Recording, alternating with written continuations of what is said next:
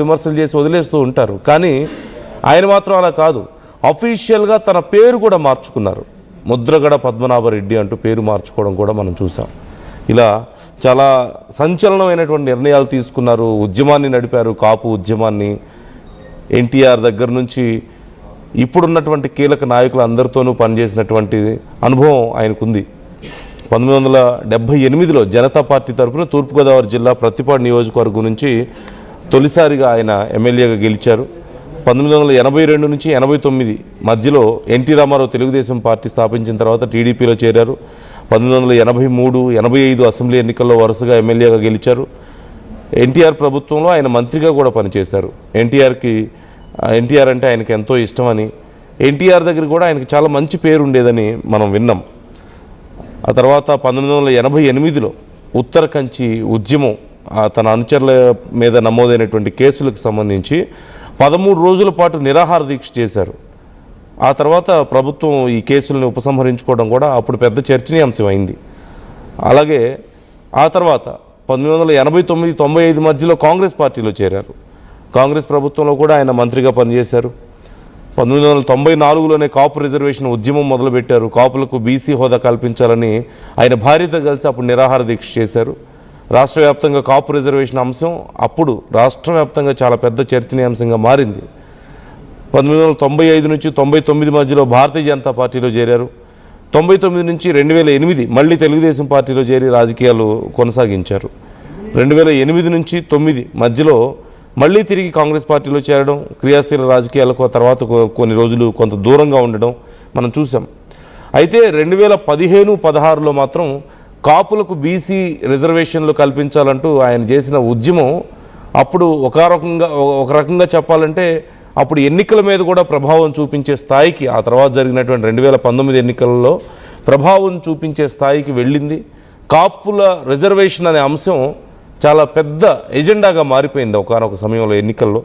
ఆ తర్వాత మళ్ళీ వైసీపీ గెలవడం, ఆ తర్వాత మళ్ళీ టీడీపీ గెలవడం, ఈ పరిణామాల్లో ఆయన వైసీపీకి దగ్గర అవ్వడం, తన పేరు మార్చుకున్నటువంటి అంశాలు ఇవన్నీ కూడా మనం చూస్తూ వస్తున్నాం.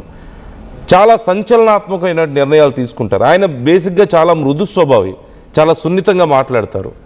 కానీ రాజకీయాలు మాత్రం చాలా అగ్రెసివ్గా ఉంటాయి. ఆయన తీసుకునే నిర్ణయాలు, ఆయన విసిరే ఛాలెంజ్లు, ఆయన అప్రోచ్ అయ్యే విధానం కానీ ఇవన్నీ కూడా చాలా అగ్రెసివ్గా ఉంటాయి. మనిషి ఏమో చాలా సున్నితంగా మాట్లాడతారు, చాలా నెమ్మదస్తులు, తొందరపడి ఎవరి మీద అగ్రెసివ్గా కామెంట్స్ చేయడం కానీ ఎవరిని తిట్టడం లాంటివి కూడా మనం ఎక్కడ చూడం. ప్రజెంట్ అక్కడ హాస్పిటల్ దగ్గర పరిస్థితి ఎలా ఉందనేది మనం తెలుసుకుందాం.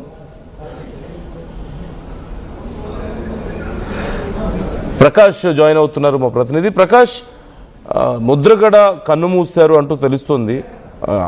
ఈ చివరి రోజుల్లో ఎలా గడిచింది ఆయనకి, ఆయన కుటుంబం పరిస్థితి ఏంటి ప్రజెంట్? నందు, చాలా బాధాకర విషయం. ఎందుకంటే ఆయన ఆ ఉమ్మడి తూర్పు గోదావరి జిల్లాలో కాకుండా అలాగే ఏపీలోనే ఒక కాపు ఉద్యమ నేతగా, మాజీ కాపు ఉద్యమ నేతగా అందరూ కూడా తెలిసిందే. అటువంటి ఆయన ఉమ్మడి తూర్పు గోదావరి జిల్లాలోనే అలాగే కాకినాడ జిల్లాలోనే చాలా ఈ యొక్క రాజకీయ నాయకుల్లో ఎంతో కీలకంగా ఉన్నటువంటి నాయకులుగా కూడా ఒక వెలిగారు. అటువంటి నాయకులు అలాగే గతంలో మన ప్రధానంగా తెలిసిందే ఒక మాజీ మంత్రిగా కూడా చేశారు. మాజీ మంత్రి, అటవీ శాఖ మంత్రిగా అప్పట్లో చేసినటువంటి పరిస్థితి ఉంది. ఈ నేపథ్యంలో ఆయన గత కొన్నాళ్ళ నుంచి కూడా రాజకీయాలు దూరంగా ఉన్నారు. కానీ ఒక్కసారిగా అతను ఇటీవల 2019 ఎన్నికల తర్వాత అయితే అతను యాక్టివ్ గా ఉన్నటువంటి పరిస్థితి. 24 ఎన్నికలకి అయితే ఆయన ఫుల్ ఫ్లెక్స్డ్ గా వైసీపీకి అయితే పనిచేశారు. ఎందుకంటే మన ప్రధానంగా అతను పక్కన ఇప్పుడు ఉన్నటువంటి పవన్ కళ్యాణ్ పై కూడా 2024 ఎన్నికల్లో కూడా అతను చాలా సీరియస్ అయిన కామెంట్స్ చేయడం కాకుండా అతనితో పవన్ కళ్యాణ్ ఓడించకపోతే తన పేరు మార్చుకునే స్థాయి వరకు కూడా వెళ్ళేటువంటి ముద్రగడ పద్మనాభం ఇప్పుడు అతను లేరు అనే వార్త అయితే ప్రతి ఒక్కరు కూడా ఇప్పుడైతే జీర్ణించుకోలేకపోతున్నారు. ఇప్పుడు కాపుల్లో ఎంతో తుని ఘటన అందరూ కూడా తెలిసిందే. కాపు ఉద్యమ నేత ఇప్పుడు ఏదైతే గత కొన్నాళ్ళ నుంచి కూడా ఆయన అనారోగ్యంతో బాధపడుతున్నారు. అలాగే కెల్లంపూడిలో తన నివాసంలో ఉంటూ కాకినాడలో పదే అనేక శస్త్రచికిత్సలు కూడా చేయించుకున్నారు.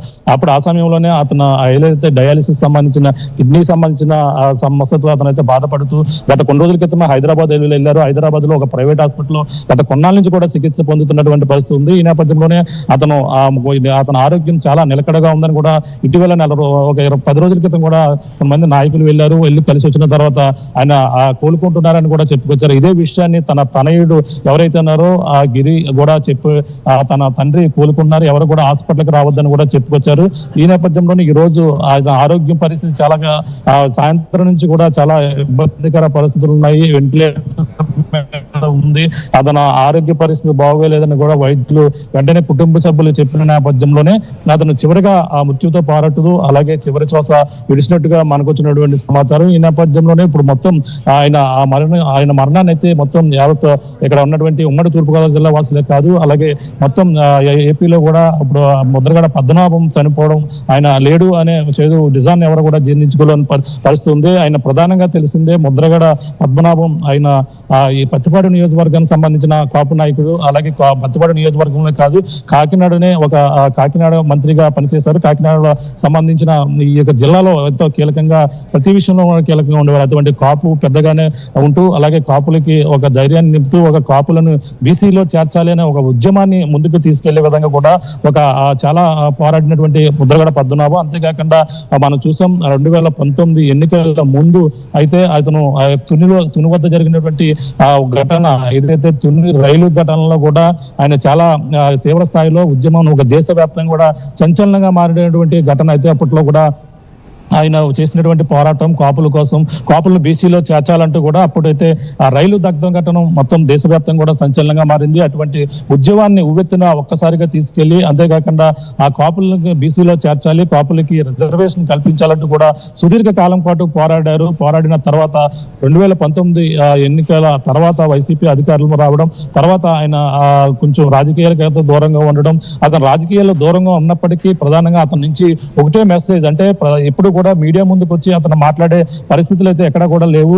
అతను ఒక స్టైలిష్, అతను ఒక రాజకీయాలు ఒక డిఫరెంట్ వేలో ఉండే ముద్రగడ పద్మనాభం సంబంధించి అతను ఏదన్నా ఒక రాజకీయ స్టేట్మెంట్ ఇవ్వాలంటే మాత్రం ఖచ్చితంగా ముద్రగడ పద్మనాభం ఒక లేఖ అయితే విడుదల చేసేవారు. ఆ లేఖలోనే సారాంశం ఎవరన్నా అభినందించాలన్నా, ఎవరన్నా రాజకీయ విమర్శలు చేయాలన్నా, అలాగే అధికారంలో ఉన్నటువంటి నాయకులపై డిమాండ్ చేయాలన్నా సరే ముద్రగడ పద్మనాభం ఈ విధమైనటువంటి వ్యాఖ్యలు చేస్తూ అనేక విధాలుగా ఆ పక్కన ప్రజల తరపును అలాగే మరో పక్కన కాపుల తరపున కూడా ఏదో ఒక తన వాయిస్ అయితే వినిపించేవారు. అది కూడా ఒక లేఖ రూపంలోనే వినిపించినటువంటి పరిస్థితి అయితే ఉండేది. అంటే అప్పుడు 2019 తర్వాత ఆయన 2024 ఎన్నికల్లో ముందు వైసీపీలో జాయిన్ అవ్వడం, ఆయన ముందు జనసేనలో జాయిన్ అవుతారని కూడా ప్రచారాలు జరిగాయి. తన తనయుడికి కాకినాడ జిల్లాలోనే అలాగే ఆ ప్రతిపాడు కావచ్చు, అలాగే కాకినాడ ఇటువంటి కొన్ని ప్రాంతాల్లో కూడా జనసేన నుంచి అయితే టికెట్ ఆశించారు గిరికి. అంటే అటువంటి అనేక కారణాల వలన మళ్ళీ వైసీపీలోనే ఆయన జాయిన్ అయినటువంటి పరిస్థితి ఉంది. వైసీపీలో అతను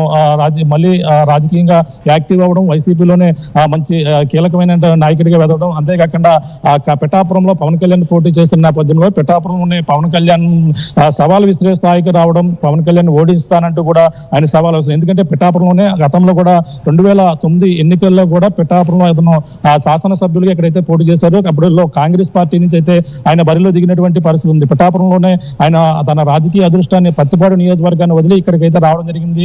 తదనంతరం కూడా పత్తిపాడు నియోజకవర్గంలో కూడా ఆయన పోటీ చేశారు. అక్కడ కూడా కొంచెం చేదు అనుభవం ఎదురైంది. తర్వాత మళ్ళీ పిఠాపురంలో పోటీ చేయాలని కూడా ఆశించారు. అక్కడ వంగా గీత ప్లేస్ లో ముద్రగడ పద్మనాభం అంటూ వస్తున్నారంటూ కూడా 2024 ఎన్నికల్లో కూడా ప్రచారం జోరందుకుంది. తన తనయుడికి ఇస్తున్నారంటూ కూడా ప్రచారం జోరందుకుంది. కానీ ఇక్కడ ఎన్నికల ప్రచారాల్లో ఇక్కడ వంగా గీతతో కలిపి పాల్గొన్నారు. కానీ ఇక్కడ పవన్ కళ్యాణ్ పై అతనే పోటీ చేస్తారని కూడా